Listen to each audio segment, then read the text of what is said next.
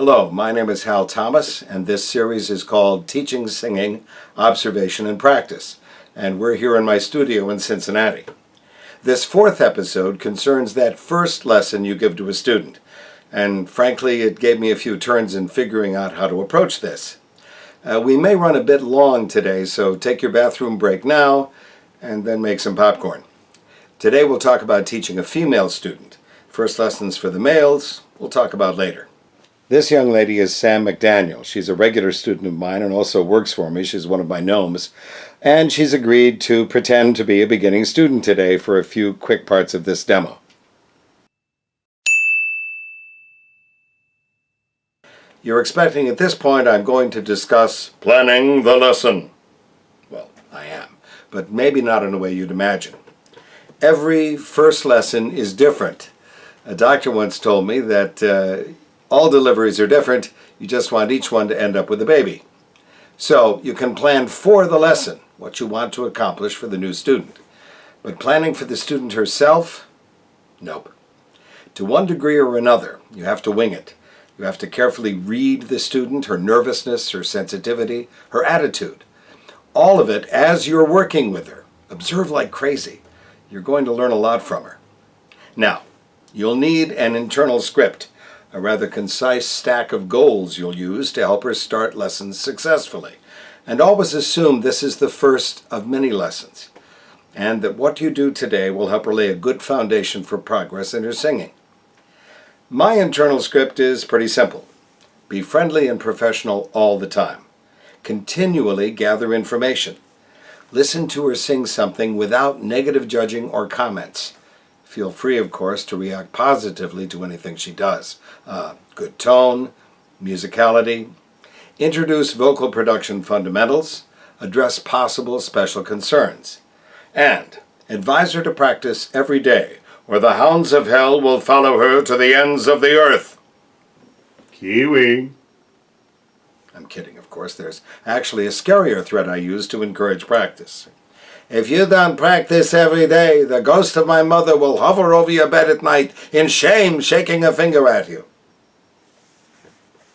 Generally, there's been a phone call previous to the lesson from the student or her parent to ask me about myself, what I do in my lessons, my fee, and my location. During that call, I take down their information, phone numbers, email address, the student's age, voice range, if they know it, school attended, if applicable, and transfer it to a lesson record. I keep those on a Google document I've adapted for that purpose. We're going to assume that this first lesson is for 30 minutes. What follows is a description of a lesson where everything goes smoothly. A rare occurrence, but one we'll assume will be golden. One for the ages. An event that will be enshrined in the annals of vocal pedagogy for eternity. I make it a point to greet the student, sometimes he's with a parent or two, at the door. I'm immensely charming. After all, I took a course on teacher charm in college, and I got a D+.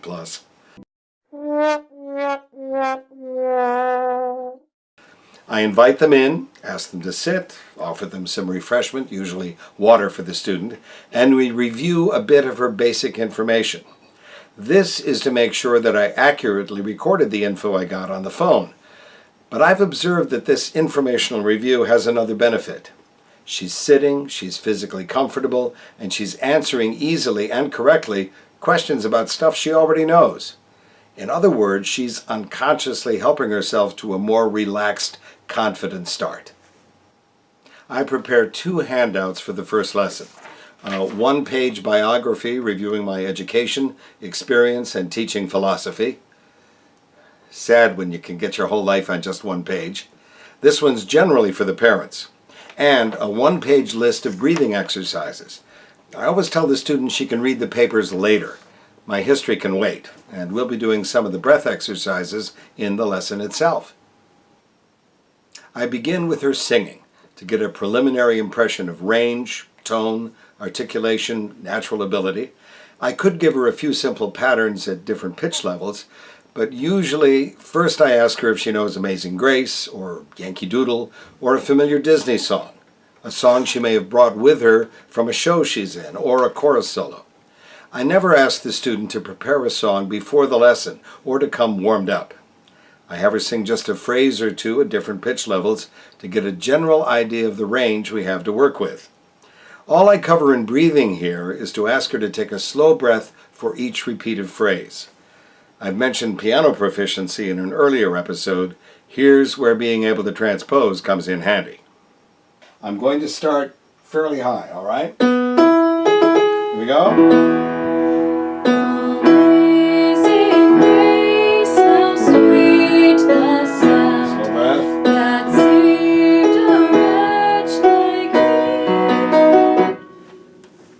Fine. Now we're going to try a lower key.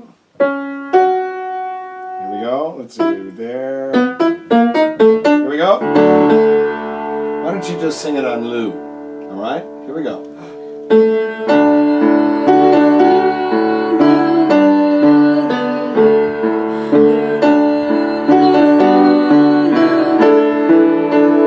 Good. One more lower. Here we go. Wait a minute. There I am. Here we go.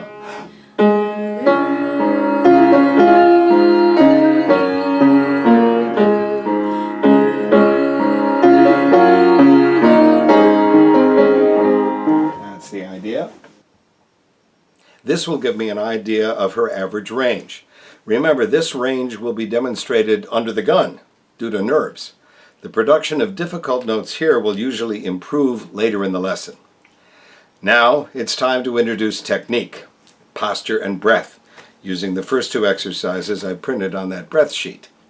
These involve correct deep inhalation and rib abdominal drills for starting the sound the right way, also known in some circles as the correct physiological process for the proper initiation of tone.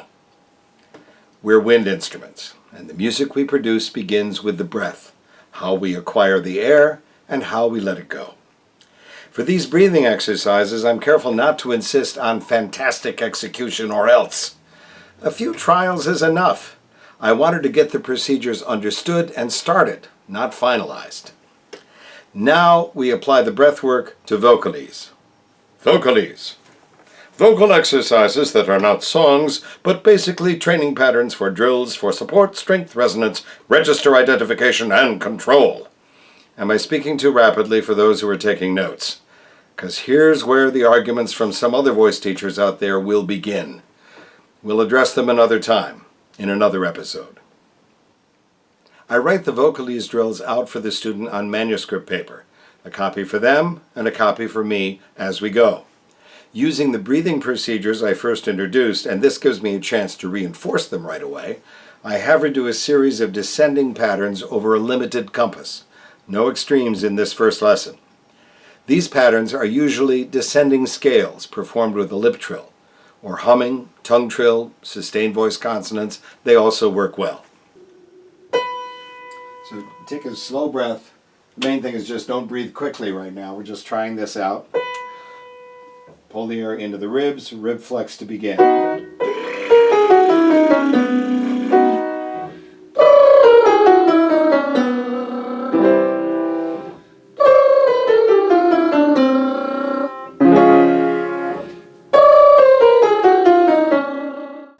This initial vocalese provides her with a self-monitor for support and breath flow.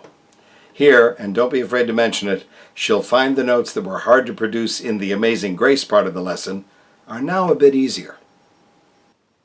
Then comes register identification.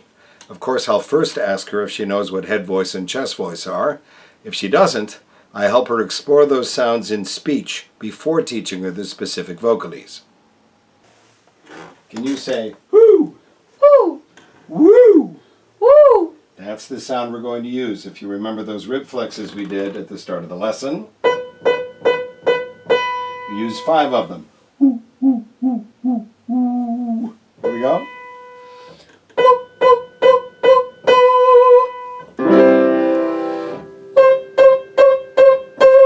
That's fine. Very good. Slow down the inhalation just a bit. Put one hand under the neck, so you're touching the shoulder blades and the breastbone. Here we go. Ha! Ha! Very good. Ho! Ho! Hey! Hey! If they have trouble getting a good chest sound out, have them do this. Mom! Mom! Everybody remembers how to yell that word. Ha, ha, ha, ha, ha. Just like an head voice, except we're lower. Ha, ha, ha, ha, ha. Ha, ha, ha, ha, ha. Try to make it a ha, not a ha. Here we go. Ha, ha, ha, ha, ha. That's the idea. Try it on a different vowel. Let's try hey. Hey, hey, hey, hey, hey. Rest a bit. This sequential approach to vocal exercise is quite common and very useful. Each repeat of a vocalese pattern is a behavioral objective and can be enhanced, evaluated, commented upon, and performance adjusted with each trial. And you thought I'd never talk Ed Psych High Tech. Once through each drill is enough. Don't hammer on difficult pitches over and over or out of sequence. This can lead to frustration, bad support habits, frustration, poor execution, and frustration. Did I mention frustration? That's not a feeling you want to encourage in the first lesson, or ever. Speaking of encouragement, give her an appraisal of what you've heard this lesson. Be as positive as possible, but don't shirk from pointing out any areas of concern. And describe them as concerns that can be solved, not as vast vocal wastelands littered with sloppy articulation, poor pitch, wheezing breathing, shrill high notes, and wobbly vibratos. Sounds a bit like my second marriage. A student's voice is the student. Treat them both with the same respect. Depending upon how you're reading the student at this lesson, you may want to advise her that learning to sing at a professional level is as difficult as learning to play any other instrument. It's still great fun, but it's a vigorous challenge to a student's intellect and industry. You may want to wait on mentioning this until another lesson, one further along. But I feel I'm doing my students a disservice if I don't tell them this. Singing is serious fun. It's probably the best way to put it. And thus endeth the lesson. But wait, that's it? That's all? Yup. Breathing, airflow, register identification. If you get through those three basics in the first lesson, you've done your student an excellent service and you've laid a positive learning foundation for both of you. And of course, remind your student to practice these vocalises every day. So, if you can create a friendly professional atmosphere at the first lesson and introduce the basics of vocal production, and the student has had fun trying them out, you've both done a good job. Remember, in one-on-one work like this, you're both learning. I've noticed the number of subscribers has been picking up, and I'm very grateful. Thank you. If you haven't subscribed yet, please do. Bye.